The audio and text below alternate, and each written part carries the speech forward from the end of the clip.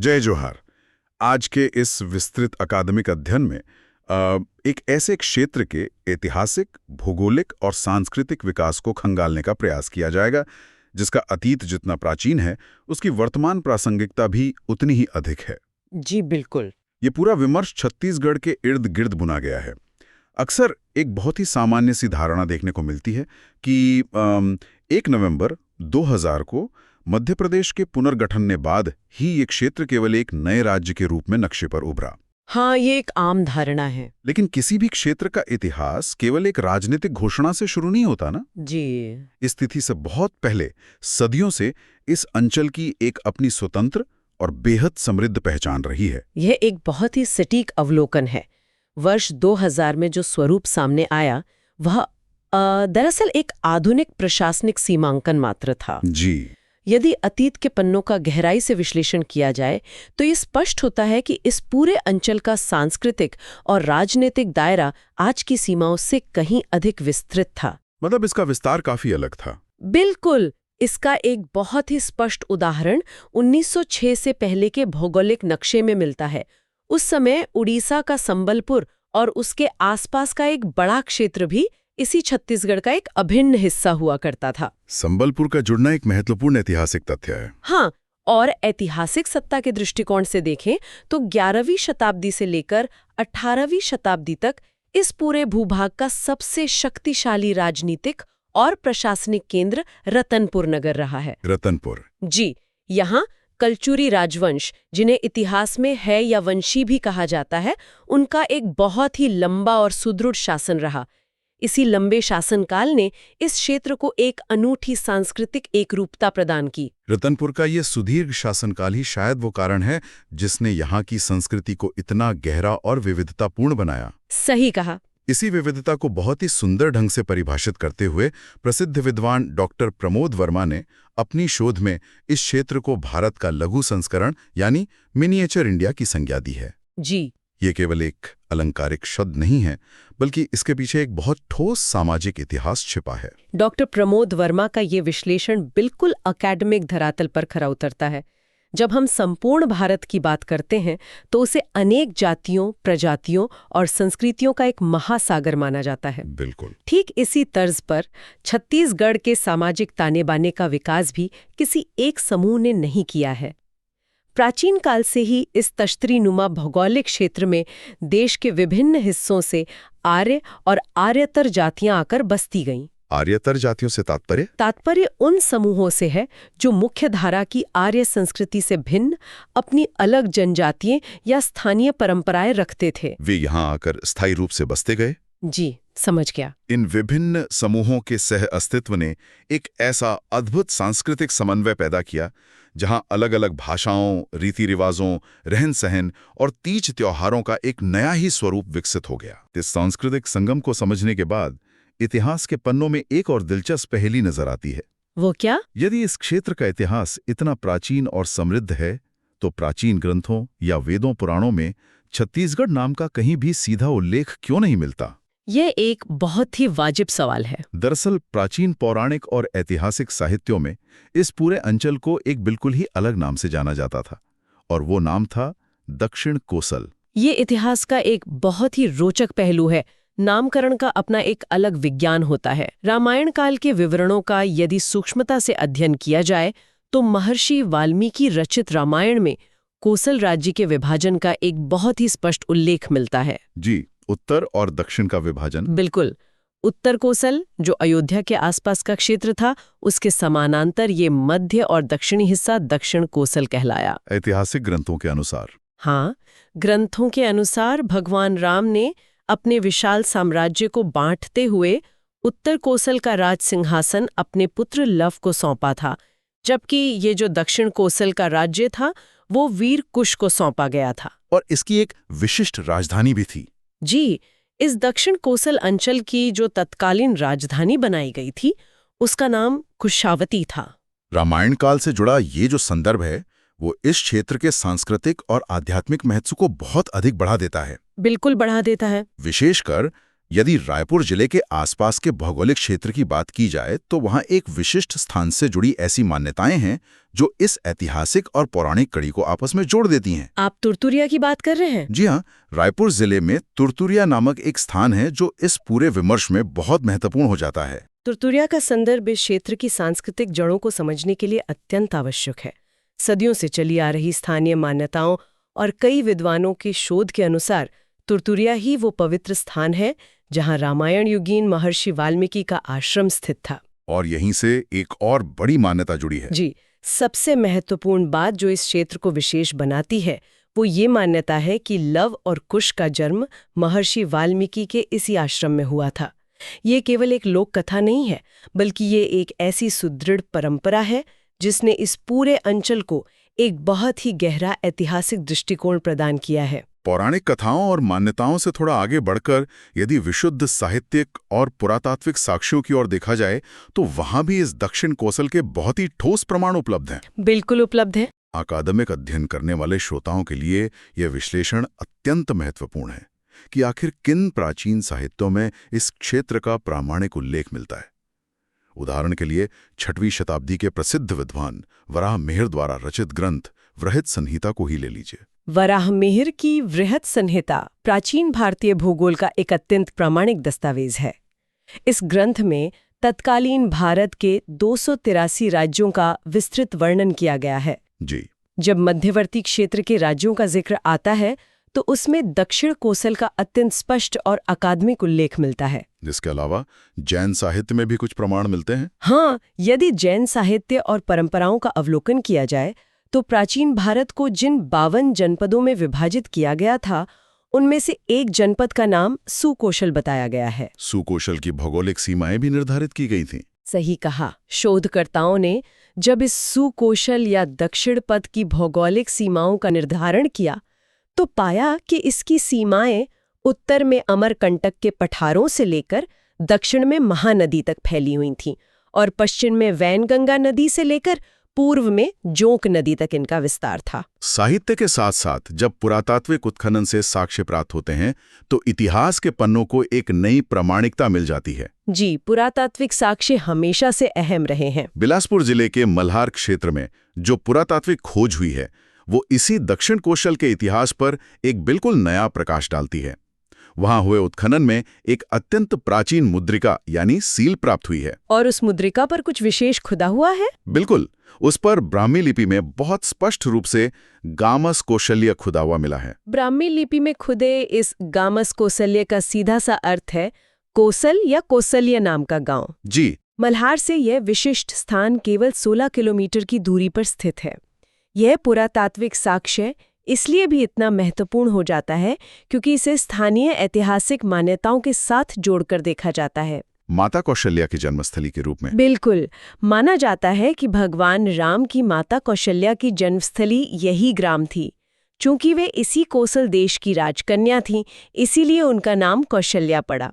यह पुरातात्विक मुद्रिका उस मौखिक इतिहास को एक भौतिक प्रमाण प्रदान करती है। दक्षिण कोसल से लेकर आधुनिक छत्तीसगढ़ तक नाम के विकास की ये यात्रा बहुत लंबी और दिलचस्प रही है। जी। ऐसे में ये विश्लेषण करना आवश्यक हो जाता है कि आखिर ये दक्षिण कोसल का नाम ऐतिहासिक रूप से छत्तीसगढ़ में कब, कैसे और किन परिस्थितियों में परिवर्तित हुआ। इसका कालानुक्रमिक विकास देखना होगा। हाँ, इसके कालानुक्रमिक विकास को देखें तो साहित्यिक स्रोतों में छत्तीसगढ़ शब्द का सबसे पहला प्रामाणिक प्रयोग सन 1487 ईस्वी में मिलता है। और ये प्रथम प्रयोग खैरागढ़ रियासत के चारण कवि दलराम राव की रचनाओं में देखने को मिलता है। चारण कवि वो होते थे जो दरबारों में राजाओं की प्रशंसा या ऐतिहासिक घटनाओं का काव्यात्मक वर्णन करते थे। राजा लक्ष्मीनिधि राय के समय। सही। राजा लक्ष्मीनिधि राय के समय रचित एक कविता में दलराम राव ने लिखा था, गढ़ छत्तीस में नए गढ़ैया रही। ये एक बहुत ही महत्वपूर्ण पंक्ति है। बिल्कुल, किसी भी साहित्यिक कृति में इस पूरे क्षेत्र के लिए छत्तीसगढ़ शब्द का ये पहला स्पष्ट अवतरण था। इसके बाद इतिहास जब आगे बढ़ता है तो 17वीं शताब्दी में सन 1689 के आसपास रतनपुर के ही एक बहुत प्रसिद्ध कवि हुए हैं गोपाल मिश्र। जी, गोपाल मिश्र। उन्होंने अपने प्रसिद्ध काव्य ग्रंथ खूद तमाशा में इस अंचल के लिए इसी नाम का बहुत प्रमुखता से उल्लेख किया। साहित्यिक रचनाओं में तो ये नाम 15वीं सदी से ही आकार लेने लगा था। लेकिन किसी भी क्षेत्र का नाम तब तक पूर्णतः स्थापित नहीं होता जब तक उसे राजनीतिक या आधिकारिक दस्तावेजों में स्वीकार न कर लिया जाए। ये एक अकादमिक सत्य है। यह राजनीतिक दस्तावेजीकरण मुख्य रूप से मराठा काल में जाकर पूर्ण हुआ। सन 1707 ईस्वी के आसपास जब मराठा भोंसले शासकों, विशेषकर रघुजी प्रथम ने अपनी विस्तारवादी नीतियों के तहत इस क्षेत्र पर अपना सीधा नियंत्रण स्थापित किया, तब जाकर स्थिति बदली। मराठा प्रशासन अपने दस्तावेजीकरण के लिए बहुत प्रसिद्ध था। रघुजी प्रथम के शासनकाल में जब इस क्षेत्र का राजस्व और प्रशासनिक रिकॉर्ड तैयार किया जाने लगा, तो उन आधिकारिक घोषणाओं और दस्तावेजों में पहली बार छत्तीसगढ़ प्रांत नाम को एक राजनीतिक पहचान के रूप में दर्ज किया गया। मतलब इसे आधिकारिक मान्यता मिल गई। हाँ, यानी जो शब्द पहले केवल चारण कवियों की कविताओं तक सीमित था, वो 18वीं शताब्दी की शुरुआत तक आते आते एक पूरी राजनीतिक और प्रशासनिक इकाई का आधिकारिक नाम बन चुका था। इस नाम की उत्पत्ति को लेकर हमेशा से इतिहासकारों और शोधकर्ताओं के बीच एक गहरी अकादमिक बहस रही है। बिल्कुल रही है। अलग अलग विद्वानों ने छत्तीसगढ़ नाम के पीछे कई अलग अलग सिद्धांत प्रस्तुत किए हैं। इन सिद्धांतों का निष्पक्ष विश्लेषण इस क्षेत्र के जटिल इतिहास को समझने के लिए एक बेहतरीन जरिया है। इसमें कोई संदेह नहीं है। इनमें से जो सबसे अधिक मान्य और तर्कसंगत सिद्धांत माना जाता है, वो है छत्तीसगढ़ों का सिद्धांत, जो सीधे तौर पर इस क्षेत्र के भूगोल और नदियों से जुड़ा हुआ है। इस सबसे मान्य सिद्धांत के अनुसार इस क्षेत्र से होकर बहने वाली प्रमुख नदी शिवनाथ को एक प्राकृतिक विभाजक रेखा के रूप में देखा गया था। शिवनाथ नदी के आधार पर विभाजन? जी। इतिहासकार कैप्टन ब्लंट और कई अन्य तत्कालीन विद्वानों के दस्तावेजों के अनुसार शिवनाथ नदी के उत्तरी हिस्से में रतनपुर के राजा के अधिकार क्षेत्र वाले 18 गढ़ यानी प्रशासनिक किले स्थित थे। और दक्षिणी हिस्से में रायपुर के राजा के? बिल्कुल। इसी शिवनाथ नदी के दक्षिणी हिस्से में रायपुर के राजा के अधिकार वाले 18 गढ़ स्थित थे। पाटन, सिमगा, मारो जैसे इलाके इन्हीं गढ़ों के हिस्से थे। तो कुल मिलाकर 36 गढ़ हुए। हाँ, इन कुल 36 गढ़ों के एक साथ होने के कारण ही इस पूरे अंचल का नाम धीरे धीरे छत्तीसगढ़ पड़ गया। ऐतिहासिक और प्रशासनिक दोनों ही दृष्टिकोण से यह सिद्धांत सबसे सटीक बैठता है। इस छत्तीसगढ़ वाले सिद्धांत के अलावा कुछ अन्य सिद्धांत भी हैं जो अकादमिक चर्चाओं का हिस्सा बनते रहे हैं। जैसे कि एक अधिष्टि सिद्धांत है, जिसे प्राचीन भूगोलवेत्ता टॉलमी के विवरणों से जोड़कर देखा जाता है। जी, टॉलमी के यात्रा वृत्तांत। टॉलमी ने अपने यात्रा वृत्तांतों में एक पर्वत श्रृंखला का उल्लेख किया है जिसे अधिष्टि कहा गया। कुछ शुरुआती विद्वानों ने यह अनुमान लगाया कि शायद यही अधिष्टि शब्द समय के साथ भाषाई अपभ्रंश का शिकार होकर 36 बन गया। लेकिन इतिहास की कसौटी पर यह अधिष्टि सिद्धांत बहुत अधिक टिक नहीं पाया। अधिकांश आधुनिक इतिहासकारों ने इसे पूरी तरह से नकार दिया है। इसका कोई ठोस आधार नहीं मिला। सही बात है। आज तक इस क्षेत्र के किसी भी प्राचीन ताम्रपत्र या शिलालेख में इस अधिष्ठि शब्द का प्रयोग नहीं मिला है। इसके बाद एक और सिद्धांत आता है जो राय बहादुर हीरालाल द्वारा दिया गया था, चेदीसगढ़ सिद्धांत। चेदी वंश से जुड़ा हुआ है। जी, उनका तर्क था कि चूंकि प्राचीन काल में ये पूरा क्षेत्र कलचुरी या चेदी वंश के शासकों के अधीन था, इसलिए इसे शुरुआत में चेदीसगढ़ कहा जाता था। उनका मानना था कि यही चेदीसगढ़ लोगों की आम बोलचाल में धीरे धीरे बदलकर छत्तीसगढ़ हो गया। नामकरण के इन सिद्धांतों के बीच एक सिद्धांत ऐसा भी है जो जेबी बेंगलर द्वारा प्रस्तुत किया गया था। हाँ, वो सिद्धांत काफी विवादास्पद रहा है। जी, चर्मकार परिवारों वाला सिद्धांत, और बाद में भाषाविदों द्वारा इसका बहुत कड़ा खंडन भी किया गया। बिल्कुल। बेंगलर ने किसी ऐतिहासिक दस्तावेज के बजाय बिहार प्रांत की एक लोक किंवदंती का सहारा लिया। उनका तर्क क्या था? उनका कहना था कि जरासंध के समय बिहार के मगध क्षेत्र से 36 चर्मकार यानी चमार परिवार विस्थापित होकर दक्षिण की ओर आए और यहाँ आकर बस गए, और इसी से नाम पड़ा। बेंगलर का तर्क था कि उन 36 परिवारों के घरों के कारण इस क्षेत्र को स्थानीय भाषा में छत्तीसगढ़ कहा जाने लगा, जो बाद में छत्तीसगढ़ में तब्दील हो गया। ये एक ऐसा उदाहरण है जहां लोक कथाओं को बिना किसी ठोस आधार के इतिहास मान लेने की भूल की गई। डॉक्टर बालचंद्र राव तेलंग जैसे प्रख्यात भाषाविद और विद्वानों ने बेंगलर के इस सिद्धांत का भाषाई और प्रामाणिक दोनों ही आधारों पर पूर्णतः खंडन किया है। डॉक्टर तेलंग का खंडन बहुत तार्किक है। जी। डॉक्टर तेलंग ने बहुत स्पष्ट रूप से समझाया कि छत्तीसगढ़ शब्द के अंत में ढ ध्वनि का उच्चारण होता है, जबकि घर शब्द में र का ध्वनि है। भाषा विज्ञान के अनुसार इन दोनों ध्वनियों का आपस में इस तरह से बदल जाना स्वाभाविक नहीं है। इसके अतिरिक्त एक और महत्वपूर्ण ऐतिहासिक तथ्य है। वो क्या? इस क्षेत्र में जिन चमार परिवारों का सदियों से निवास है, उनके अपने सामाजिक इतिहास के अनुसार वे स्वयं को कन्नौज या जायस क्षेत्र का मूल निवासी बताते हैं, न कि बिहार का। तो ये सिद्धांत पूरी तरह खारिज हो जाता है। बिल्कुल।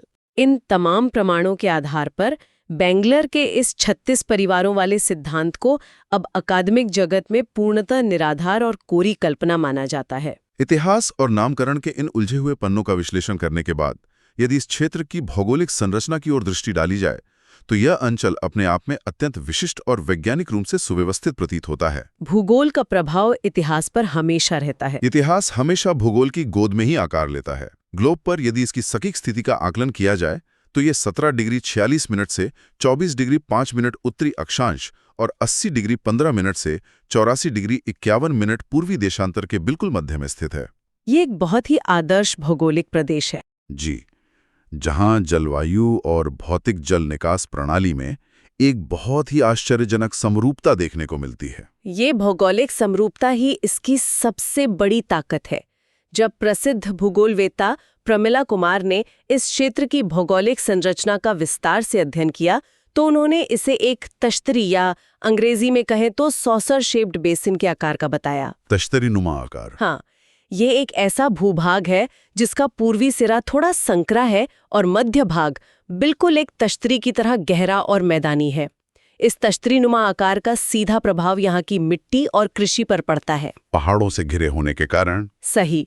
चारों ओर से ऊंचे पठारों और पहाड़ों से घिरे होने के कारण नदियों का सारा उपजाऊ अवसाद इस मध्य भाग में आकर जमा हो जाता है। इसी तश्तरीनुमा आकार और यहाँ की अत्यधिक उपजाऊ मैदानी भूमि के कारण ही इस क्षेत्र को एक बहुत ही प्रसिद्ध उपनाम मिला है, धान का कटोरा। ये नाम कृषि भूगोल में अत्यंत प्रतिष्ठित है। इस प्राकृतिक तश्तरी के मध्य भाग में जो विस्तृत और उपजाऊ मैदान फैले हुए हैं उनमें सदियों से विभिन्न प्रकार के धान की हजारों किस्में प्रचुर मात्रा में पैदा होती रही हैं। जी। क्योंकि ये क्षेत्र चारों ओर से पहाड़ियों की एक ऊंची दीवार से घिरा है और बीच का हिस्सा मैदानी है, इसलिए ये भौगोलिक रूप से एक प्राकृतिक कटोरे जैसा ही प्रतीत होता है जो हर फसल के मौसम में धान की बालियों से लबालब भर जाता है। और जब हम इस धान के कटोरे को सुरक्षित रखने वाली उन प्राकृतिक दीवारों यानी यहाँ की पहाड़ियों और पर्वत श्रृंखलाओं का विश्लेषण करते हैं तो इस क्षेत्र की भौगोलिक भव्यता और भी स्पष्ट हो जाती है। पहाड़ों ने इसे सुरक्षा भी प्रदान की है। बिल्कुल। पर्वतों और पठारों ने इस क्षेत्र को न केवल एक विशिष्ट जलवायु दी है बल्कि इसे बाहरी आक्रमणों से भी लंबे समय तक सुरक्षित रखा है।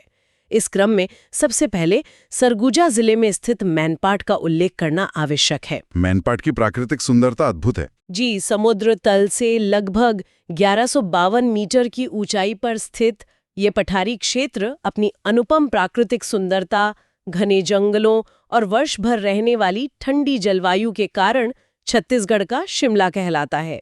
इसी सरगुजा जिले में एक और अत्यंत महत्वपूर्ण भौगोलिक और ऐतिहासिक स्थल मौजूद है, रामगढ़ की पहाड़ियां। रामगढ़ की पहाड़ियों का ऐतिहासिक महत्व विश्व स्तरीय है। यह स्थान केवल अपनी भौगोलिक ऊंचाई के लिए नहीं जाना जाता।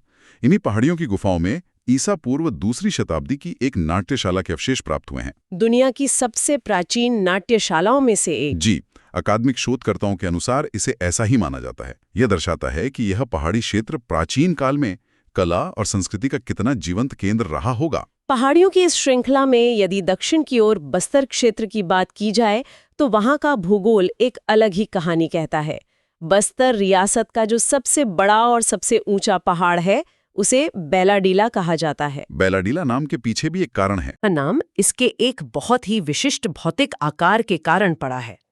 दूर से देखने पर इस पहाड़ की चोटियों का आकार बिल्कुल किसी बैल के डील यानी कुबड़ के समान दिखाई देता है। और प्राचीन कुल पर्वतों का संदर्भ भी यहीं से जुड़ता है। सही कहा।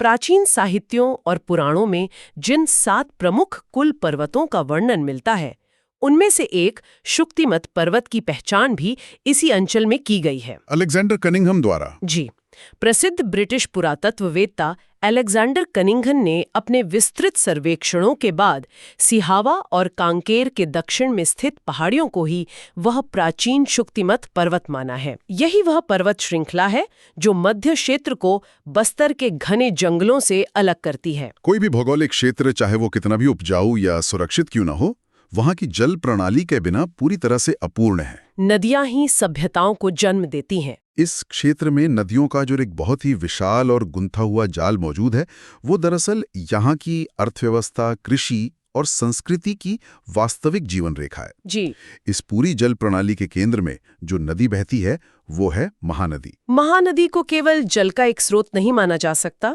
ये इस पूरे अंचल की सांस्कृतिक आत्मा है। महानदी के पौराणिक महत्व का अंदाजा इसी बात से लगाया जा सकता है कि स्कंद पुराण और ब्रह्म पुराण जैसे अति प्राचीन ग्रंथों में इसका बहुत ही सम्मान के साथ चित्रोत्पला नाम से उल्लेख किया गया है। चित्रोत्पला का सांस्कृतिक महत्व बहुत गहरा है। महानदी का सांस्कृतिक और ऐतिहासिक महत्व इस तथ्य से भी प्रमाणित होता है कि इस नदी के तटों पर राजिम, आरंग, सिरपुर और शिवरी नारायण जैसे अत्यंत प्राचीन नगर बसे हुए हैं। ये नगर सदियों तक मंदिर, वास्तुकला, व्यापार और अध्यात्म के प्रमुख केंद्र रहे हैं। इन नगरों का विकास महानदी के जल के बिना संभव ही नहीं था।